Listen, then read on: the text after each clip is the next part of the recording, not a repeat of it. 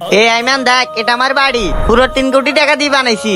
আমি তোকে বলছিলাম না বড় হয়ে অনেক টাকার মালিক হব। এখন দেখ আমি কত বড় লোক। চল আজান দিয়া দিছে, যাই নামাজ পড়ে আসি। নামাজ? আমার বাড়িতে অনেক কাজ পড়ে আছে, তুই পড়ে আস। আমার হাতে 1 মিনিটের সময় নাই, বাড়ির সব দায়িত্ব আমার উপরে। আমি নিশ্চিত ও আমার বাড়ি দেখে মনে মনে জ্বলতেছে। শুরু থেকে শেষ পর্যন্ত আপনি একটা টাকাও দেননি, টাকা কখন দিবেন? আরে সিফাত, তুমি আজকে ফজরের নামাজ পড়তে আসনি কেন? আরে ও আমার বন্ধুর সাথে জোর গলায় কথা বলতেছে কেন?